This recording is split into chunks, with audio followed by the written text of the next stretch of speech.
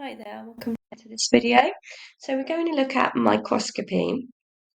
Um, so first of all, we've got to know the different types of microscopes. So the first type of microscope is called a light microscope. And a light microscope is a relatively cheap microscope that we can buy, we have in school. This is the type of microscope that you will have used in class.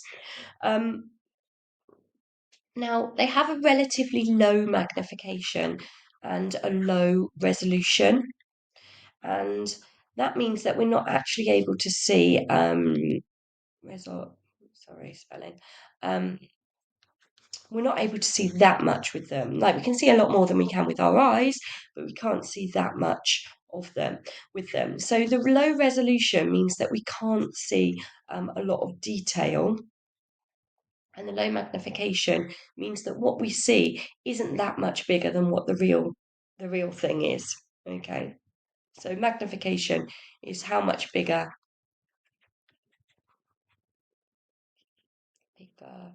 the image is than the actual size. So I is compared to A. All right, so key things: light microscope is relatively cheap, it's got low magnification, low resolution, you can't see in very much detail, you can't really see individual organelles. The kind of image you're going to get from a light microscope is something along these lines. Okay, so you're going to get the cell surface membrane, you're going to get a nucleus. Okay, and then probably the rest of it will just kind of look like dots and stuff. Okay, you're not going to see the individual organelles inside it. Okay, now the largest of these organelles in here are the mitochondria, and you might be able to see mitochondria in there. Or if it's a plant cell, you might be able to see chloroplasts. But you're definitely not going to be seeing ribosomes, endoplasmic reticulum, Golgi, anything like that. So this is a kind of detail that you're going to see on a light microscope because it's got relatively low magnification and low resolution. Now, the next kind of microscope that you need to know is an electron microscope. And because electron microscopes use electrons instead of light, electrons have a much lower wavelength than light, and so you can see much better detail. Now, they're very, very expensive. You would never have one in a school. You'd have to go to a university or something to use one. But this is because they have much higher resolution and much higher magnification. So resolution, magnification, they're likely to ask you for the definition. So resolution is the ability to distinguish between 2 points.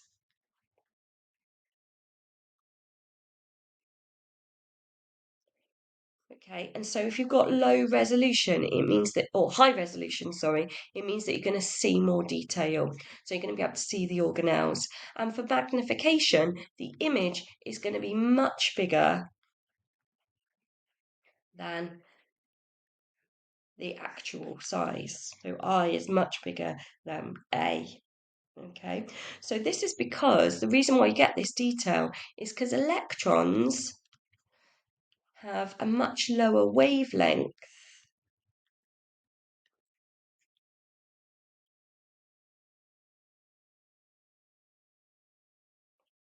than light. And so they can distinguish between 2 points. They can go between 2 points, whereas the wavelength of light would crash into both of those points. It wouldn't be able to tell them apart. And you'll be able to see right up to down to the ribosomes. You see loads and loads of detail. So the cells are going to look much, much more detailed in the electron microscope. Now, the chances are that in your exam, they're going to give you an image and they're going to ask you to do a calculation.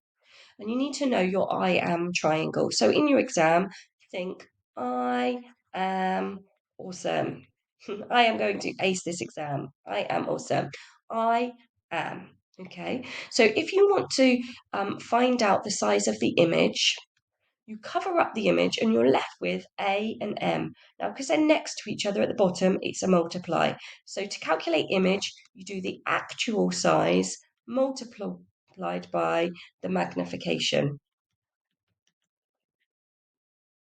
Okay, if you wanted to find the actual size, you'll cover up A and you're left with I and M. Now this line here is a divide line, so it's I over M. So it's image divided by magnification. And the third way you can read it, if you want to find magnification, cover magnification. See what you're left with. So you're left with I and A, and the I is above the A, so it's a divide sign in between, so I divided by A. Always read top to bottom, okay? Image divided by the actual size. So you need to make sure you know those three. The next thing you need to know is the units. Now the chances are they're probably going to give you some kind of cell like this.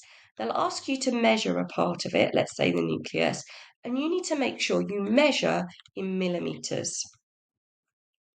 So let's say you measured that and it was 7 millimeters. First of all, before you put that into your calculation, you need to convert it to micrometers by timesing by 1,000. So it will become 7,000 micrometers. Then, probably what they'll do is they'll have a little thing at the bottom here saying times 250 or something. That, where it says multiply in the corner there, that's your magnification, that's your M. So if we're trying to find A, if we go back to your I am triangle, if we're trying to find A, it's I divided by M. So I divided by M,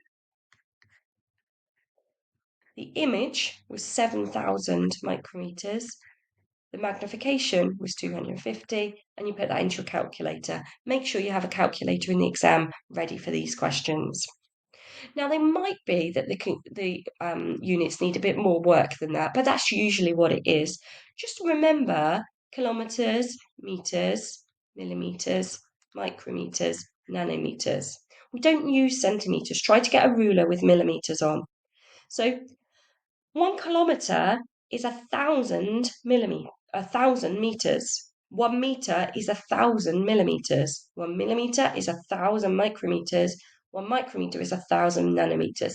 So if you had 1 kilometer and you wanted to convert that to meters, we know, because it's an everyday unit, that the answer is 1,000 meters. So using that, you can work out that to go from any unit to the one below it, you need to times by 1,000.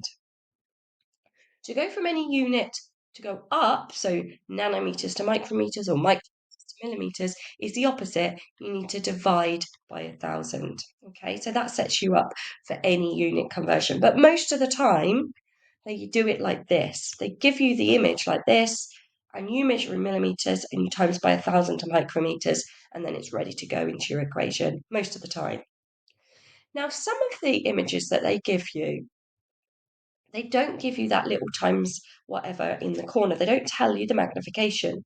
So some of the questions will give you a cell, something like that, and then they'll have a little bar at the bottom. And they'll say that the bar represents something like 5 micrometers. Now, obviously, that bar is way bigger than 5 micrometers because micrometers are tiny.